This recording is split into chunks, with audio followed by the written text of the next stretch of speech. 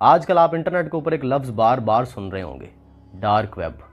ये dark web basically क्या होती है, जिसके ऊपर ऑडियोज़ ख़रीदो फ़रोख्त होने की बातें चल रही हैं। बहुत से लोग हैं जिन्हें डार्क वेब के बारे में बिल्कुल नहीं पता। यूट्यूब के ऊपर बहुत सी वीडियोज़ हैं लेकिन वो बड़ी कॉम्प्लिकेटेड हैं। बहुत से आईटी के स्टूडेंट्स भी ऐसे हैं जिन्हें नहीं पता कि डार्क वेब क्या होती है। मैं आपको इंतहाई आसान लफ्ज़ों में आज बताऊँगा कि डार्क वेब दरअसल क्या होती है और इसके ऊपर क्या कुछ ख़रीदो फ़रोख्त किया जा सकता है और कौन लोग हैं जो यहाँ पे ख़रीदो फ़रोख्त करते हैं। आसान लफ्ज़ों में अगर कहें तो मैं आपको समझाता हूँ इस तरह कि इंटरनेट बेसिकली एक बिल्डिंग है। वो एक मंजिला बिल्डिंग है, यानी कि सिंगल स्टोरी बिल्डिंग है, लेकिन उसके नीचे दो तह खाने हैं। जिस जगह पे आप हैं या जिस इंटरनेट को आप इस्तेमाल कर रहे हैं उसे हम कहते हैं सरफेस वेब, सतही वेब, यानी कि आप उसके पहली मंजिल के ऊपर हैं, आपको तह खानों के बारे में कोई इल्म नहीं है। जहां आप गूगल को यूज़ करते हैं, आप बीइंग को यूज़ करते हैं, फेसबुक यूज़ करते हैं, ट्विटर यूज़ करते हैं, यूट्यूब, टिकटॉक, इंस्टाग्राम, ये सारी चीज़ें आप यूज़ करते हैं। ये सतही वेब है, ये उसकी पहली बेसिकली मंजिल है ही पहली मंजिल, एक ही मंजिल है उसकी, वहाँ पे आप रहते हैं। आपको नहीं पता कि इसके दाएं बाएं ऊपर नीचे क्या है और आपको बिल्कुल नहीं आइडिया कि उसके नीचे दो तह खाने भी हैं। अब ये जो दो तह खाने हैं ना, उसमें से जो सरफेस वेब है जहाँ पे आप हैं, उसके नीचे वाले तह खाने को कहते हैं डीप वेब, और उसके नीचे एक और तह खाना है, उसे कहते हैं डार्क वेब। अब अहम सवाल ये कि वहाँ पे पहुँचते कौन लोग हैं और कैसे जाया जाता है, मैं इंतहाई आसान लफ्ज़ों में बताऊँगा। जब आप सरफेस वेब के ऊपर काम कर रहे होते हैं, चीज़ों को सर्च कर रहे होते हैं, आप किसी भी चीज़ को सर्च करते हैं, गूगल या फिर इंटरनेट एक्सप्लोरर या फिर बीइंग या फिर याहू, कोई भी सर्च इंजन आप इस्तेमाल करते हैं, आपके लफ्ज़ लिखते हैं तो वो मुख्तलिफ़ पेजेस के अंदर से इंडेक्स को जो है वो ढूंढ के आपके सामने लेके आता है। और गूगल के अंदर वो तमाम सॉफ्टवेयर्स जो आपकी सर्च को ढूंढ रहे होते हैं अंदर से, उन्हें कहते हैं स्पाइडर्स। बिलियन ऑफ सॉफ्टवेयर्स हैं, ये स्पाइडर्स होते हैं बेसिकली, जो ढूंढ के आपके सामने चीज़ों को लेके आ रहे होते हैं। अब वो सिर्फ वही चीज़ें ढूंढते हैं जिनके लिंक्स मौजूद होते हैं, यानी जिन तक पहुंचने का रास्ता मौजूद होता है, जिनके लिंक्स जनरेट हुए होते हैं। वो पहले 2, 4, 5, 10, 20, 50 पेजेस के अंदर से चीज़ें ढूंढ के लाते हैं, फिर उन पेजेस के अंदर मज़ीद लिंक्स के अंदर से चीज़ें ढूंढ के लेके आ रहे होते हैं, लेकिन ये सिर्फ सरफेस वेब तक रहते हैं। अब जो है ना, उससे आगे वाली टर्म जिसे हम कहते हैं डीप वेब, अभी डार्क वेब उससे भी नीचे है, वो जो पहला तह खाना है डार्क वेब, वहाँ पे सर्च इंजन नहीं पहुँच सकते। मैं आसान लफ्ज़ों में बताऊं कि जो चीज़ें आप गूगल के ऊपर सर्च करते हैं, बीइंग के ऊपर सर्च करते हैं, यूट्यूब पे सर्च करते हैं, टिकटॉक पे, इंस्टाग्राम पे, फेसबुक पे, वो सिर्फ वो चीज़ें ढूंढती हैं जो सतही वेब के ऊपर मौजूद हैं। सर्च इंजन डीप वेब तक पहुंच नहीं सकता, डार्क अभी बहुत दूर है, डीप वेब की चीज़ों तक नहीं पहुंच सकता। डीप वेब तक पहुंचने के लिए एक ख़ास कोड दरकार होता है। और आसान करूं तो बिल्कुल ऐसे कि अगर आप गूगल के ऊपर खोलते हैं, आपका लेट सपोज किसी बैंक के अंदर अकाउंट है और आप बैंक की वो सारी इन्फॉर्मेशन खोलते हैं। बैंक के अंदर अगर आपने अपने अकाउंट की इन्फॉर्मेशन ढूंढनी है या उस तक पहुंचना है तो उसके लिए एक ख़ास कोड है, वो आपको देना होगा वहाँ पे, तब आप उस सरफेस वेब से डीप वेब में जाएंगे। आपको वो कोड देना होगा, फिर उससे जो है वो आपकी सारी इन्फॉर्मेशन सामने आएगी। उस कोड के बगैर आप जो मर्ज़ी कर लें, गूगल के ऊपर जितनी मर्ज़ी सर्च कर लें, आप उस पहली मंजिल से नीचे वाले पहले तह खाने तक नहीं जा सकते, जो कि बेसिकली वो पहली मंजिल वो पूरा बैंक का डाटा है और आपका पर्सनल डाटा वो नीचे डीप वेब के अंदर पड़ा हुआ है। यानी बैंकों के अंदर जितना डाटा है वो डीप वेब का डाटा है, डार्क नहीं, अभी आगे आएगा डार्क।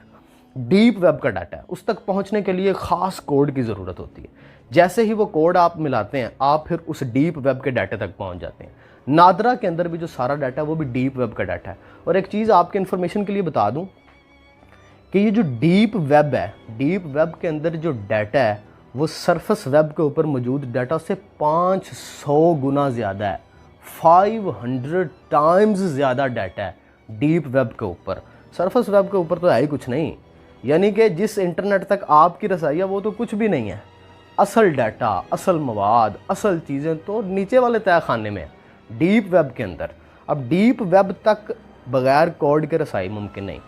अब आते हैं डार्क वेब की तरफ। डार्क वेब है, उसके भी नीचे एक ऐसा तह खाना जो इंतहाई खुफिया है, जिस पे आलमी ताकतों का असर व रसूख है।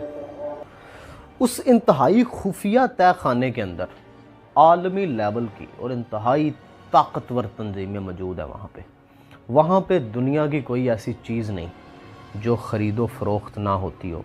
वो चीज़ें जो ओपन मार्केट में ख़रीदो फ़रोख्त नहीं हो सकती वो ब्लैक मार्केट में जाती हैं। समझें कि वो इंटरनेट की दुनिया की ब्लैक मार्केट है और वहाँ पे हर चीज़ का ख़रीदार मौजूद है। हर वो चीज़ जो ब्लैक मार्केट में बेची जा सकती है, पूरी दुनिया की बड़ी बड़ी ताकतवर ऑर्गेनाइजेशंस। लोग सोचते हैं कि वहाँ पे फिर पहुँचा कैसे जाता है जब वहाँ पे इतनी ताकतवर ऑर्गेनाइजेशन मौजूद हैं।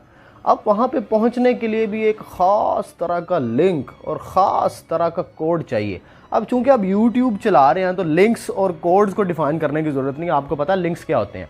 मैं मिसाल दूँ कि मैंने एक वीडियो अपलोड कर दी लेकिन मैंने उसका लिंक ही जनरेट नहीं किया, क्या उसे कोई देख सकता है? बिल्कुल नहीं देख सकता। एक ऐसी तस्वीर जिसका लिंक ही नहीं है, कोई बंदा उस तक कैसे पहुंच सकता है? या फिर मिसाल के तौर पे मेरा ये YouTube चैनल है मौज़म अली प्रॉपर्टी सर्विसेज। मैंने इसका शॉर्टकट बनाया हुआ है maps, MAPS, Mauzam Ali property services. मैंने इसके नाम से एक वेबसाइट भी बनाई हुई है, लेकिन अगर मैंने उस वेबसाइट का कोई लिंक ही जनरेट नहीं किया, मैंने उसकी जो है वो कोई पाथ ही नहीं बनाया हुआ, तो कोई वहाँ तक कैसे पहुँचेगा? कोई अगर मुझे पूछे कि मैं वहाँ पे पहुँचना चाहता हूँ तो कोई कैसे पहुँचेगा?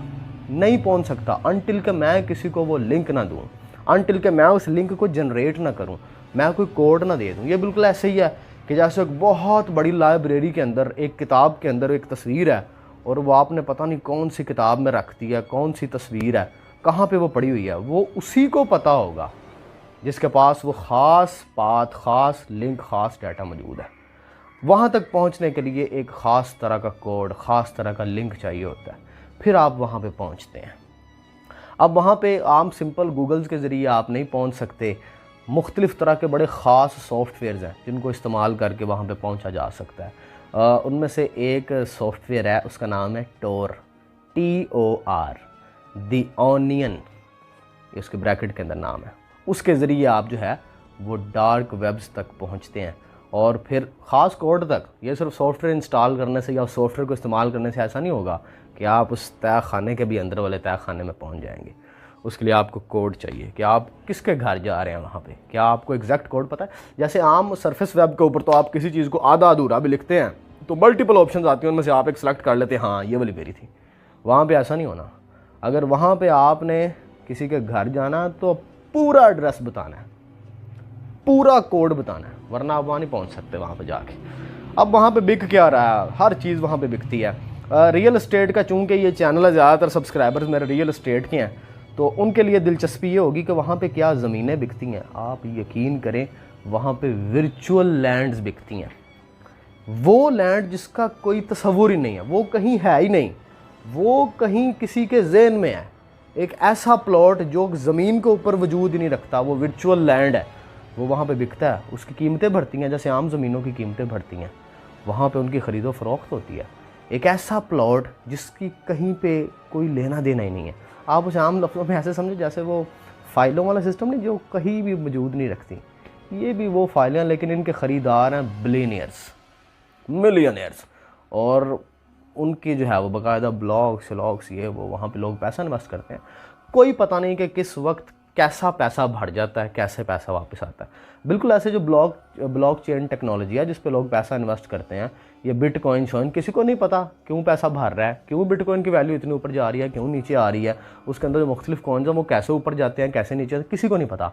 लोग तरह तरह पैसा लगाई जा रहे हैं। कौन है जो उसकी कीमतों को बढ़ा रहा है और कौन है जो उसकी कीमत को कम कर देता है, किसी को नहीं पता। ताकतवर इदारे, ताकतवर लोग, खुफिया ऑर्गेनाइजेशंस वो इसे हैंडल करती हैं।